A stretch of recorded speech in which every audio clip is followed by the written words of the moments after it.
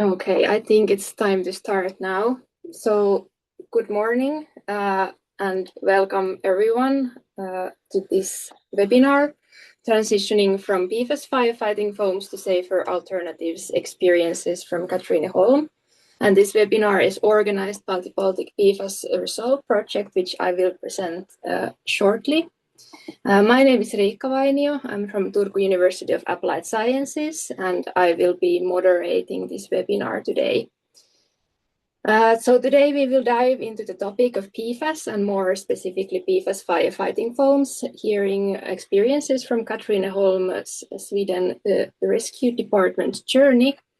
And they have been tackling with PFAS problems for many years already and have a lot of experience to share.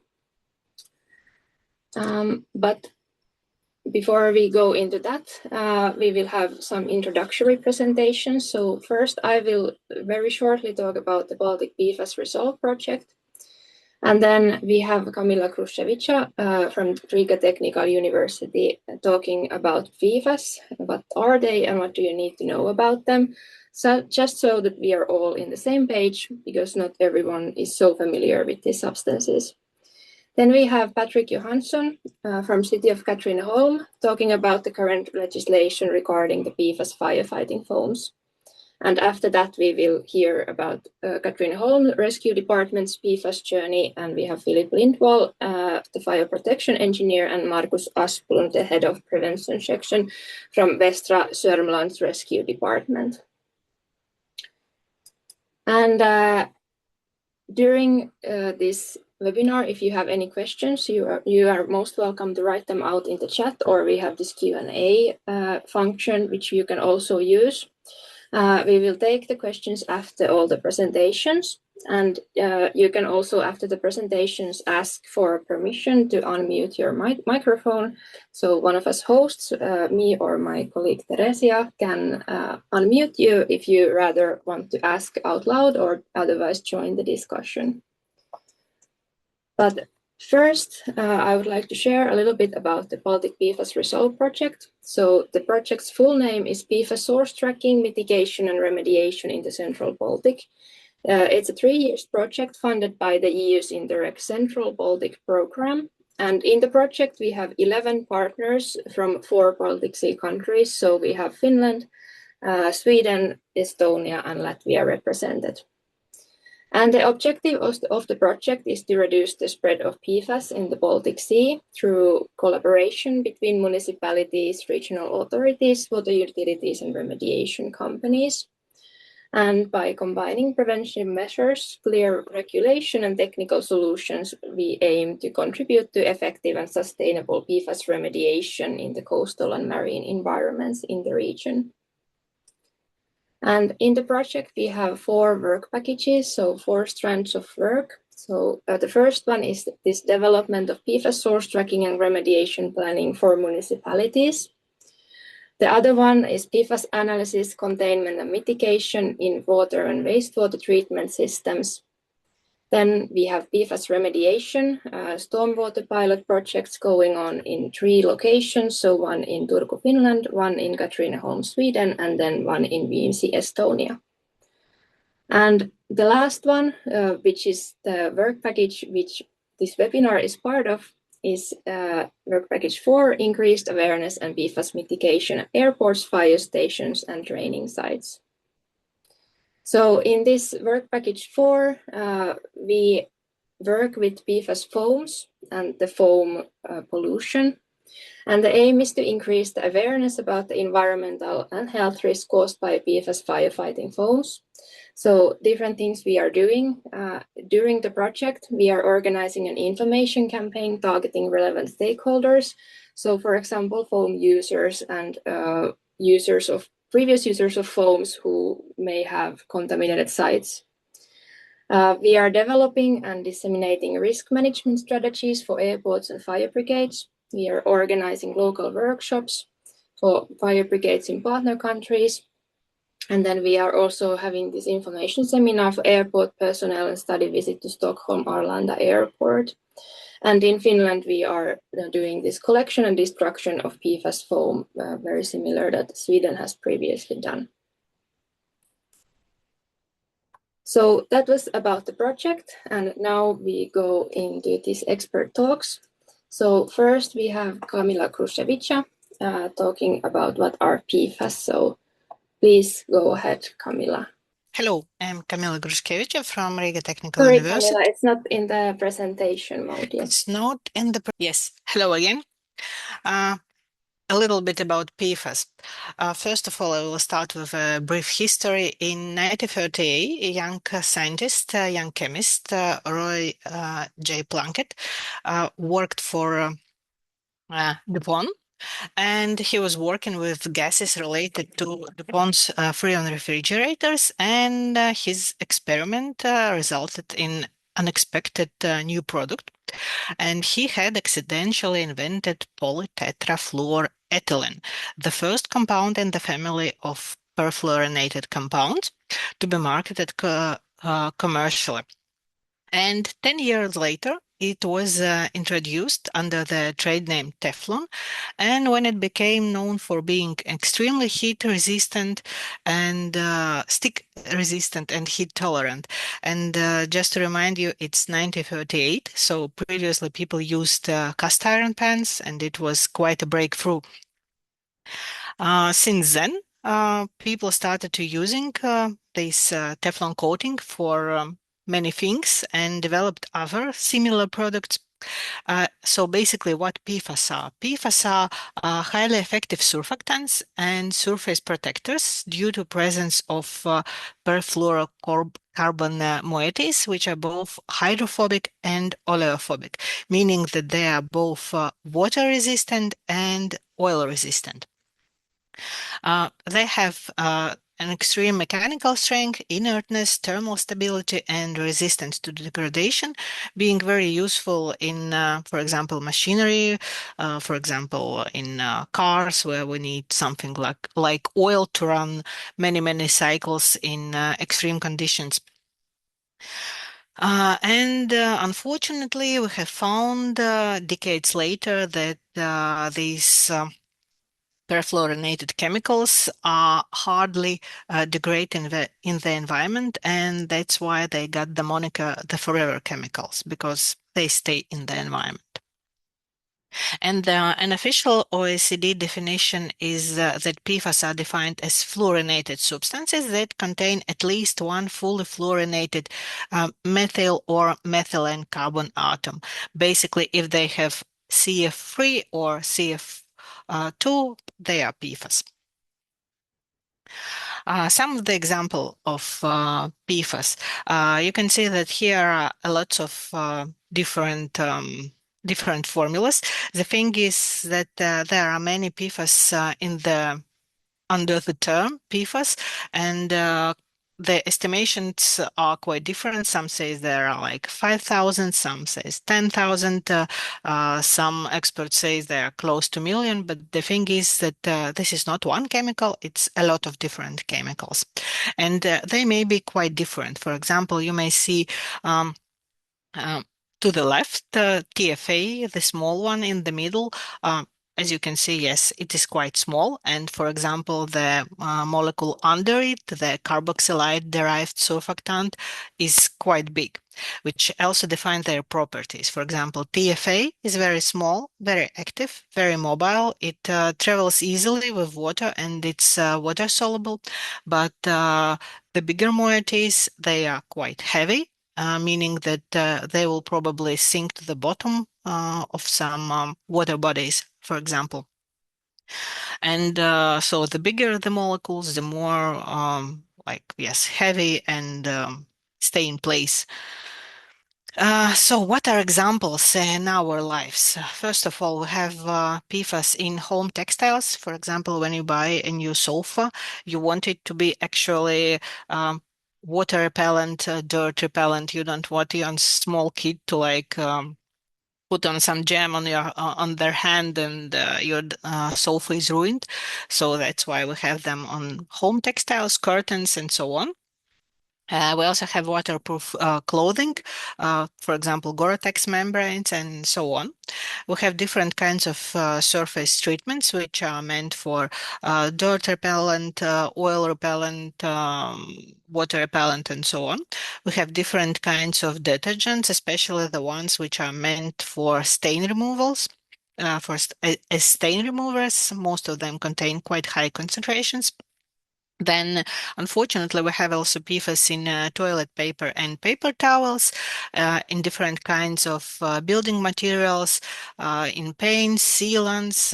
Also, we have them in takeaway food package, in even in waterproof makeup, in non-stick cookware. And of course, we have them, unfortunately, in the environment. So in the environment, the biggest sources are industry and different kinds of fluorinated foams, which were used by firefighters, but due to persistence of these molecules, unfortunately, they have sunken in through soil into some groundwaters, and some groundwaters got contaminated, and for this got contaminated some water wells and drinking water supplies.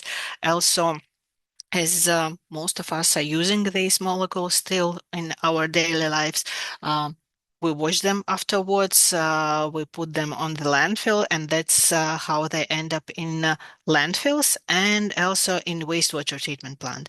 And afterwards, it is known that landfill leachate, for example, contains quite a lot of PFAS, different varieties, and also wastewater treatment plant, the modern ones, the classical biological ones are actually not meant to get rid of PFAS. That's why they are known that the efficiency for removing PFAS are quite low. So also, as we probably know, the PFAS have some health issues, will generate some health issues. For example, it is known that they are prone to ensure thyroid disease, increased cholesterol level, liver damage, kidney cancer, and testicular cancer.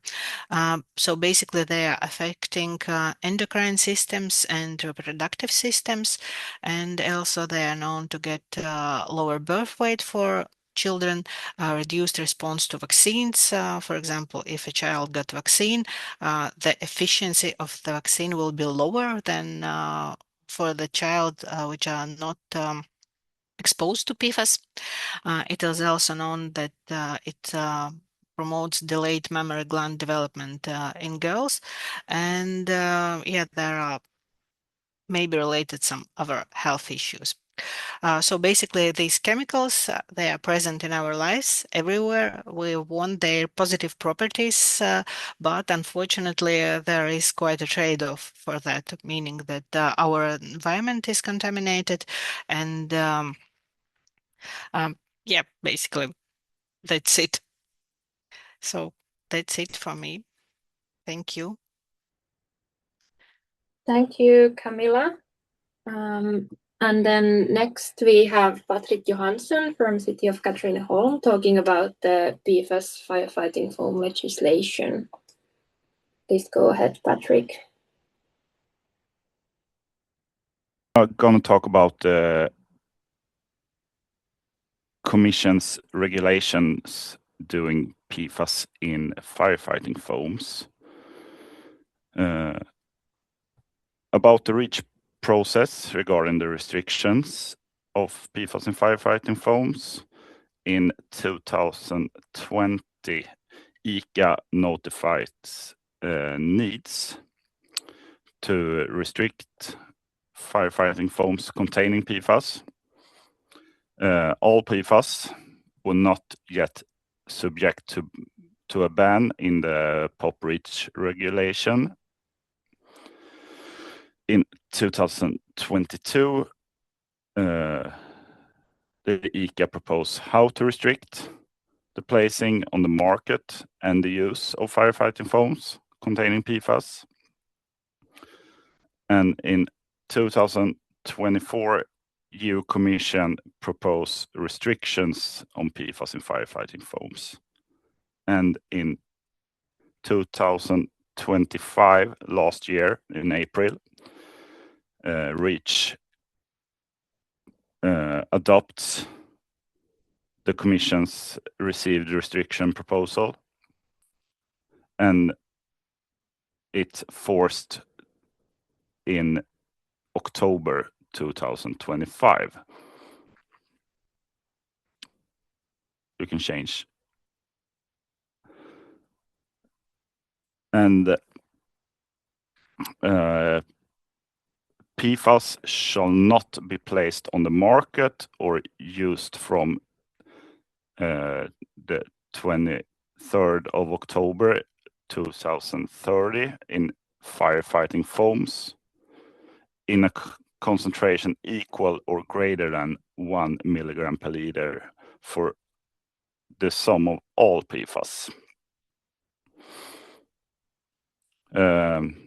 And applies to all PFAS that are not already subjected to restriction bans under the REACH or POP regulations.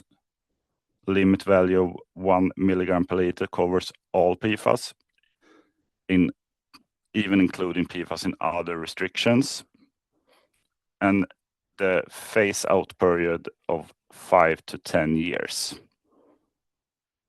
And it's required for labeling of new and stocked products and waste containing PFAS. It's an exceptions for cleaned PFAS contaminated fire extinguishers equipment. Some of all PFAS may not exceed 50 milligram per liters if you clean your equipment. And the phase-out period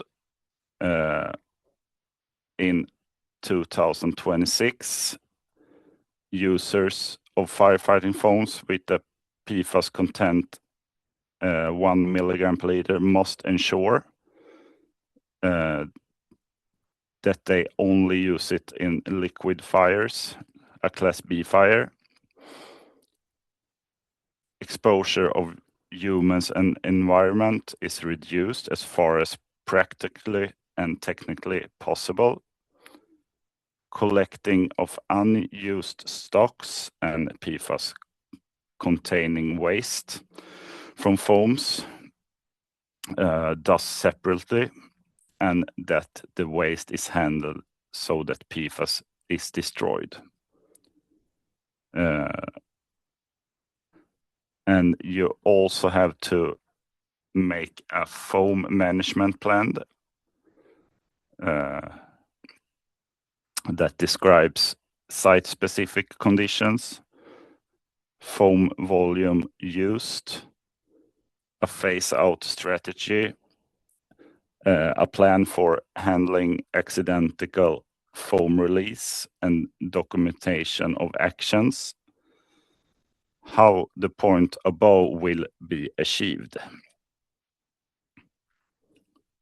And a note, these conditions do not apply to exercise, trainings, or testings, provided that the use is contained. And the use of portable extinguishers and public fire services.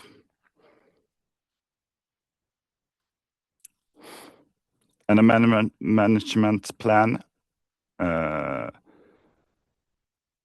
you need to do documentations how the conditions are met to reduce emissions to the environmental compartments and direct and indirect human exposure to as low level as is technically practically possible.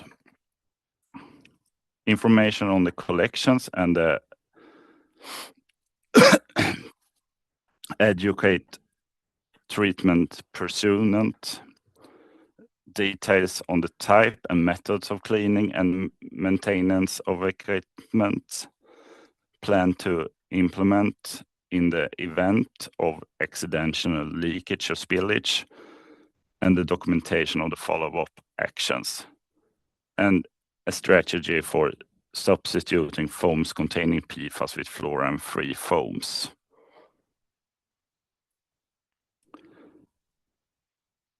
And you have some phase-out periods and exceptions to general bans. In 2026, the 23rd of October, it's not the market need to stop having PFAS in portable fire extinguishers, and in 2027, the 23rd of April, alcohol resistance firefighting foams in portable fire extinguishers, and in 2035,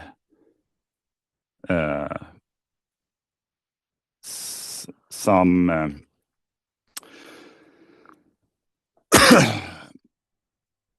covered by the directive of examples of offshore oil and gas industries, military vessels, civilian ships with foam placed on board before the 23rd of October 2025. Civilian aviation, including a civilian airport, shall not be covered by this derogation.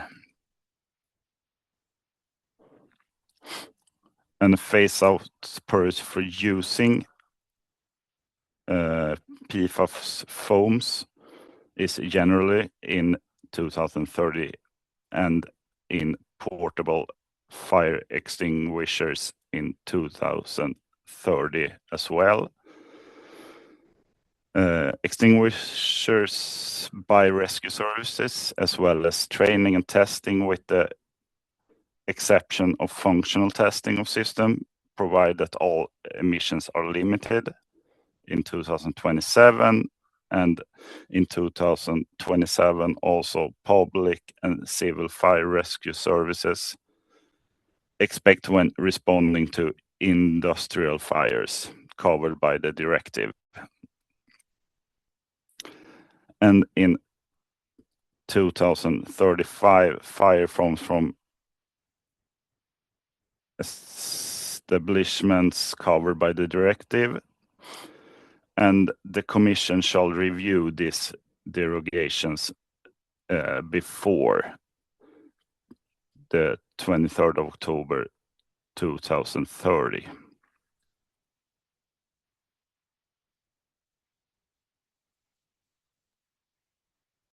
Thank you, Patrik. I will stop my share. And then now we have Filip Lindvall and Markus Asplund telling about the Katrineholm department PFAS journey. We see your presentation, right, Filip? So please go ahead. Yes. Markus, you will start. Yes. Hello, everyone. My name is Markus Asplund, and I'm the head of the prevention section at Västra Sörmland Rescue Department. We will now take part in Västra Sörmland Rescue Department's journey to clean up contaminated land and equipment after extinguishing a car fire 2014 with PFAS foam. I will now hand over to Filip. And hello, my name is Filip. I'm a fire protection engineer at the section for prevention at Västra Sörmland Rescue Service. And we are a rescue service located in just southwest of Stockholm, an association of two municipalities, Katrineholm and Vainio. And some background into rescue service in Sweden. So rescue service in Sweden is by municipalities in general, and it is to handle accidents or imminent danger of accidents in order to prevent and limit damage to people, property, or the environment. And if we go into the past, what happened for us? In 2014, we had a vehicle fire with gas canisters, which we used foam to extinguish the fire because it's to reduce the closure of the road, basically, to get it open as soon as possible because of the gas canisters. We knew that foam isn't good. Even if you extinguish a car fire with water, it isn't good. And this was in an area with level 4 vulnerability for the ground, and it means it's high permeability, and there are groundwater reservoirs. So contacts was made with the local environmental office and the National Water Disaster Group, which is people from drinking water production, environmental protection, laboratories, rescue services spread around Sweden. And we then found out that it was worse than we thought because we used foam containing PFAS, not only PFAS. So it was already banned, the chemicals. The local contamination was around 50 tons of soil. There was soil samples taken. There was a nearby farm and house who had their own well where water sampling was done. And it was only the soil, fortunately enough, that was contaminated. And then we have to look at our equipment we used. The contamination of fire trucks, the worst one had 1440 milligrams per liter of PFAS, which is pure PFAS foam. We had PFAS in old trucks. I believe there was one who didn't have PFAS in it. And we had to start looking at cleaning them. At that time, we didn't know what we know today, that even if you clean it, it will come back from the tank itself, where it has stuck. But we did a minimum of 4 washes and testing of every step of the way, and all the water was sent to destruction. Now we know that it can leak back into the new foam from the tank, so the best available technology at this time is relining the foam tanks. And what is clean? Patrik talked about that, less than 50 milligrams per liter, according to the directive, after using best available technology to clean. The cost for this in 2014 was the local contamination cost around 14,500 euros. The fire trucks, cleaning them, cost around 27,000 euros. One truck for 4 washes costs around 3,300 euros back then. But if it had gone into the groundwater and the drinking water supply, it would have been much more expensive. So where are we now? We changed to fluorine-free foams directly after this because we knew that PFAS is banned. PFAS family will be banned at some point. So we changed to fluorine-free foam immediately. We have 3 old fire trucks. our fire truck spent 12 years on the main station and then 12 years at the part-time station. So the last one will be changed in 2037 that had anything but fluorine-free foam in it. I think the last one that had PFAS will be changed in 2033. But the biggest thing we did was changing our standard operating procedures. In the 11 years leading up to the accident, we used foam 23 times. The 11 years after, only one time, and that was the year after, where again we tried to rush through a car fire and do it quickly because preserving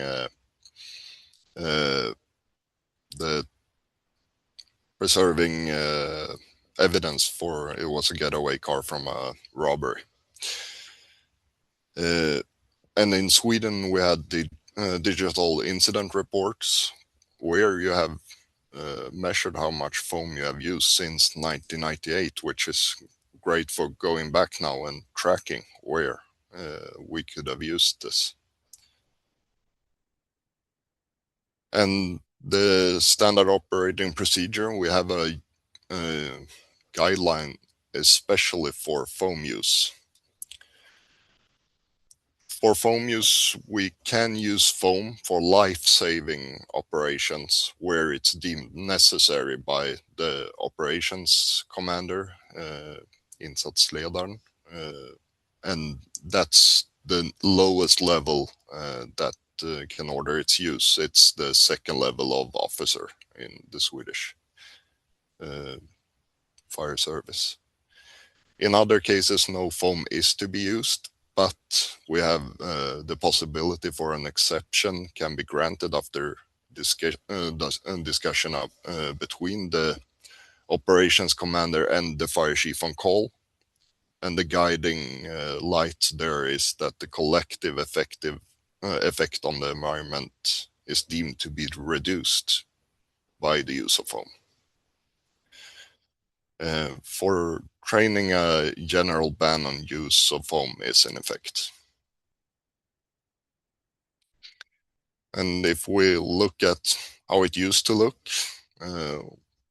of course, the car fire there on the left, we used foam quite a lot. On the right is actually from my training just 10 years ago.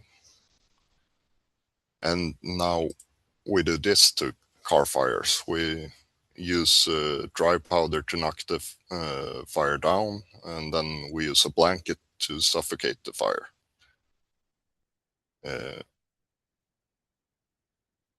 But it's not only the environmental factor, it's also the work environment, and they are very closely linked to each other. On the left, you can see just 15 years ago, I believe it was, someone standing with no breathing apparatus at a car fire. And on the right, we have breathing apparatus on us. And in Sweden, we follow, a lot of people follow this guideline called Healthy Firefighters. You can look at, now it's the Swedish Agency for Civilian Defense, but how to improve the work environment. But I believe that it's very closely linked to also the environmental factors. And this triangle comes from this book, and I believe it's very poignant to our journey with the environment and PFAS foams and so on.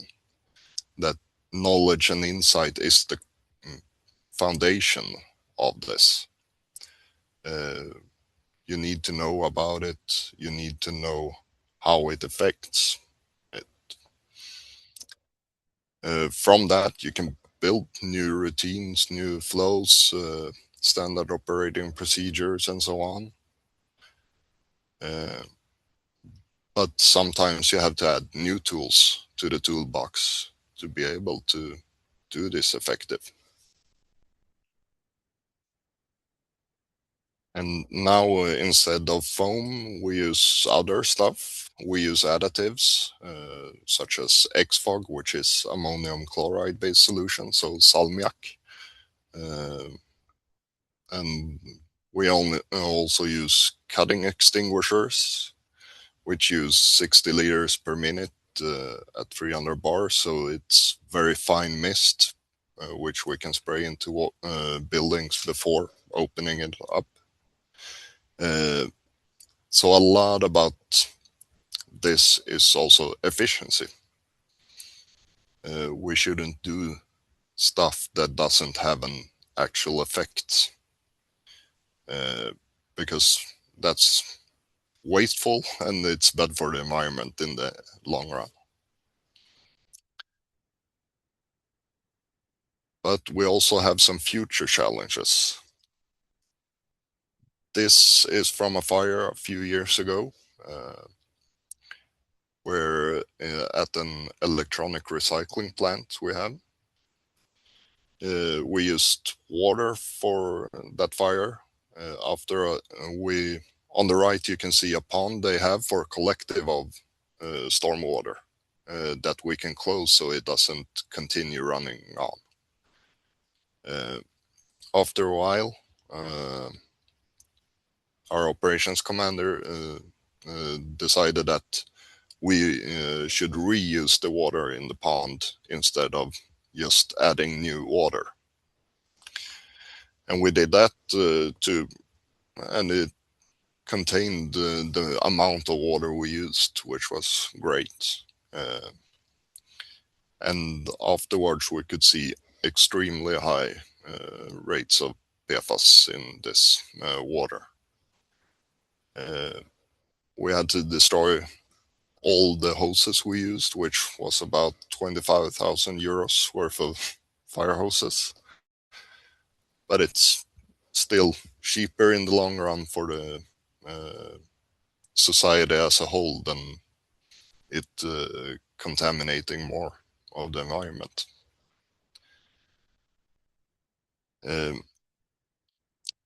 And water runoff from fires overall is a big question how we handle. And there we go back to the efficiency part. We shouldn't add more than we need. Of course, you have to have some margins, but you shouldn't spray water on something just because you have the possibility to. And that's a big question still in Sweden. I know a lot of people are talking about how to handle the runoff from fires. And one thing that we have talked about for a long time for the work environment part, but not for the environment as such, is looking at fires as hazardous materials cases. We have implemented it to a large part for the work environment with decontamination and so on. But we don't know what chemicals in a fire. That's even more tricky than, but otherwise it's just as complex, just as toxic, just that we have added heat as well.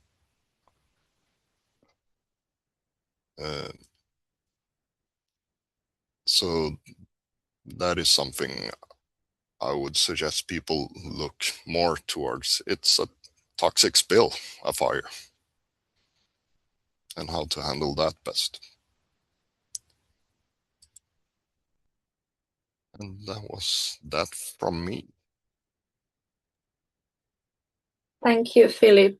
It's always very interesting to hear about these experiences, especially because I'm not an expert on the practical extinguishing work or rescue work. So It's always interesting.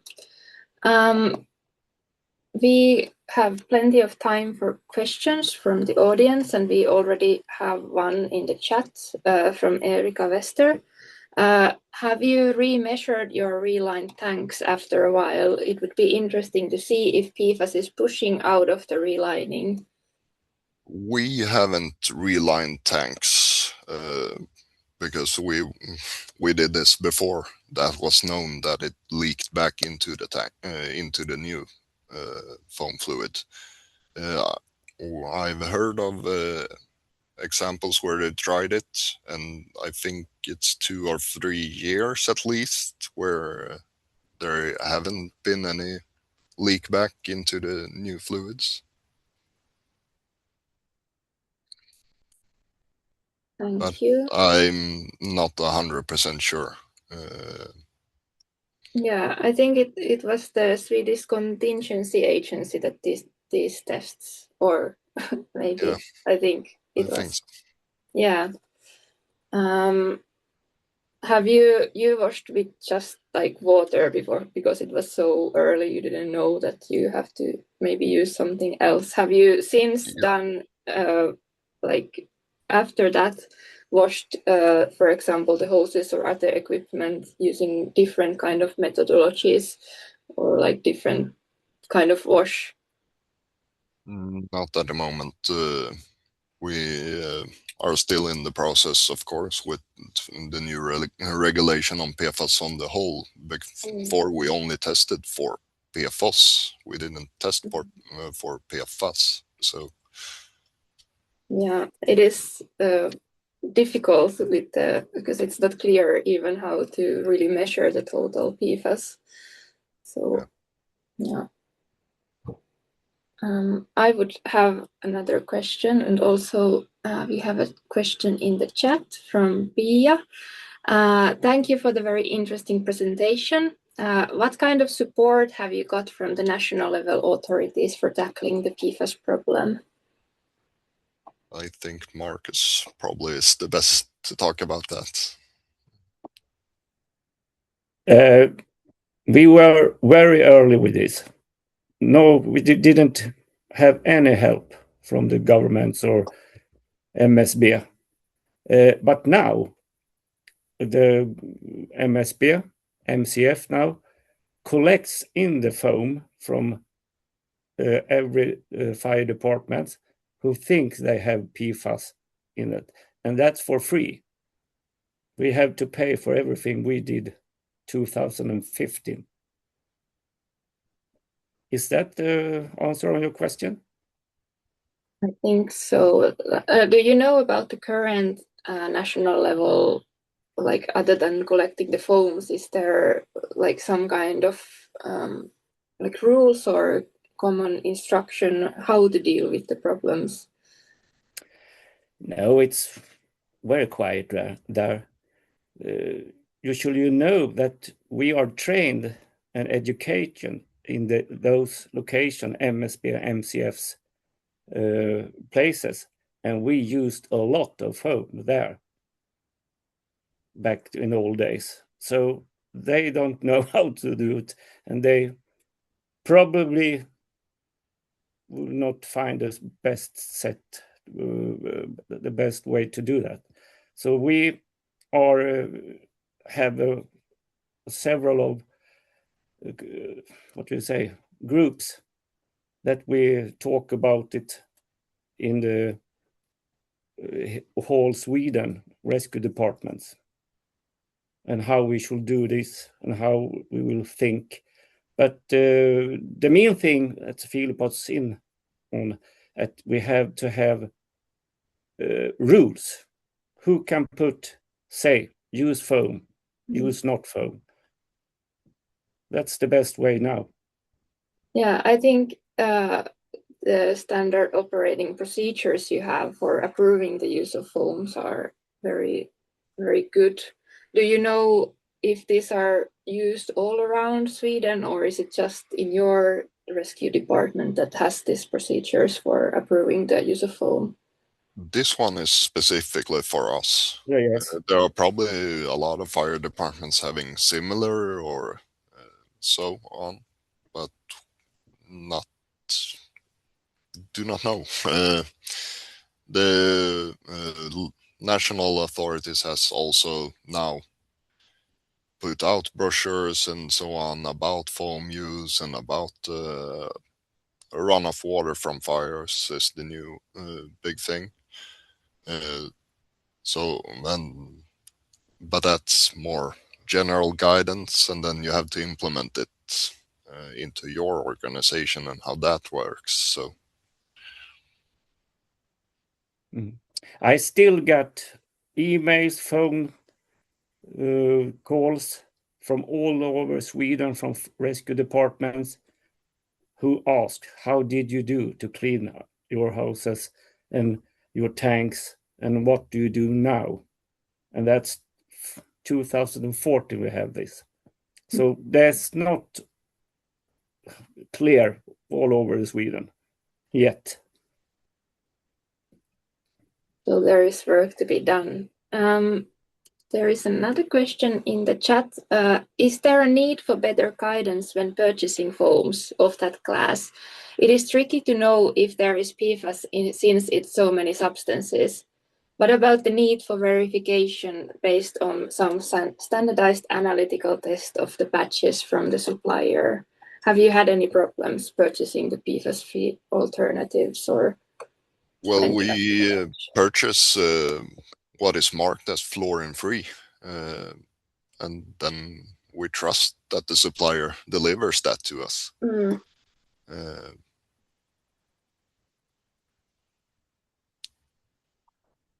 Yeah, I think we had a look into foams here, and it was not PFAS-free foam, but it was written in the description of the product very kind of misleading that it fills these kinds of legislation, etc., and just the number of the legislation. So I think imagine that for people who are not very knowledgeable about the PFAS as a group or the legislation, it might be difficult to sometimes know if foam is PFAS-free or not, if it's not explicitly set there.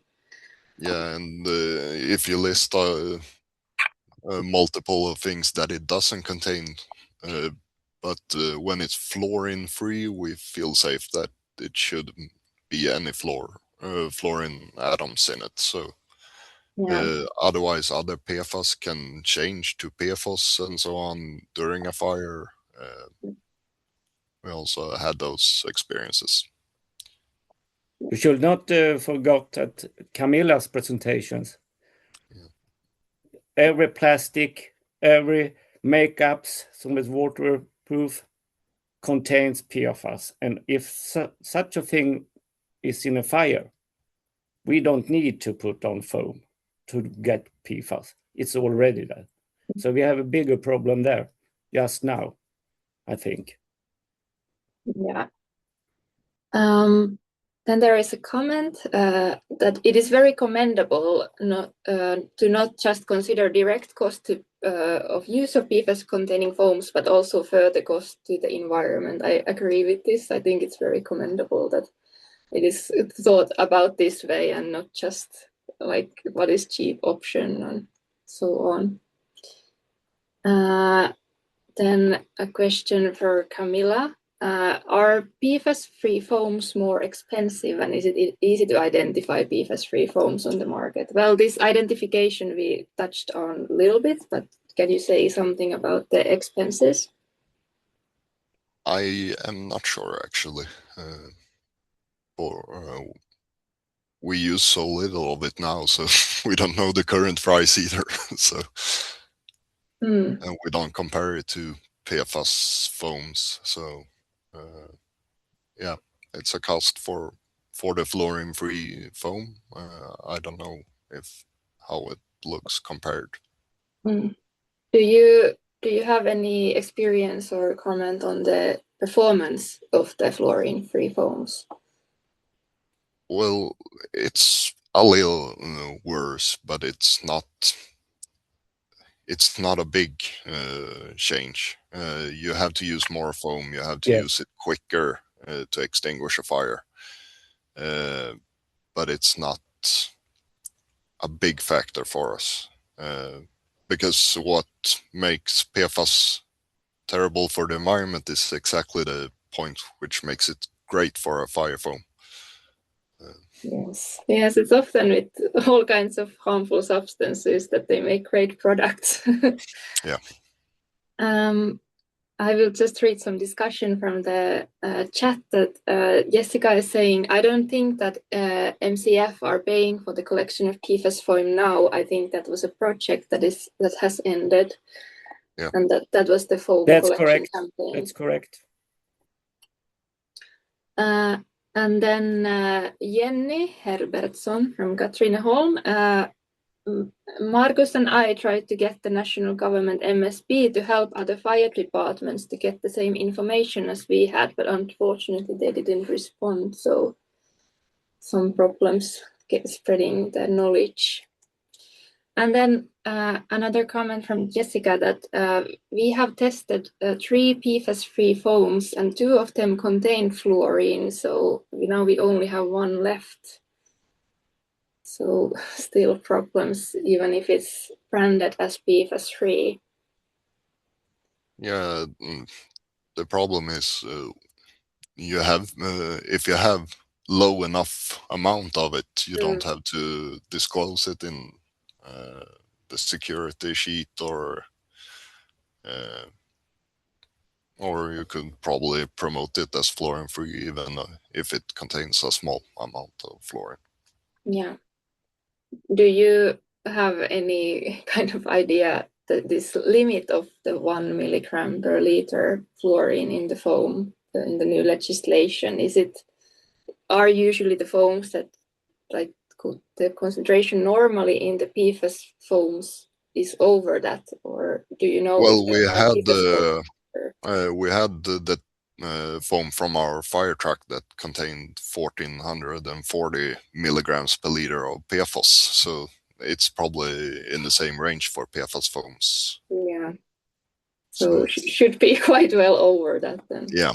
Yeah, because that's one thing I have thought about. That is this limit like really low enough, or is it just still allowing that some PFAS foams could enter market because they are under this 1 milligram per liter? Yeah, in the best of all worlds, it should be 0. Yeah, but I think it's probably difficult, and also this trace amounts testing for them makes it complicated. We have still a few minutes left, so I would have short 2 questions for the audience. So hopefully you got them on your screen. So I would be very interested in hearing what do you see as the biggest challenges, and also what would you like to learn more about regarding the PFAS foams, their phase out and the contamination.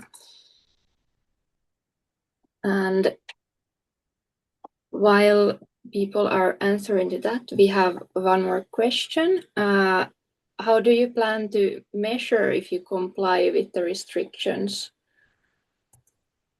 Well, we have to do the measurement of the foam in the tanks to see if it contains more than 50.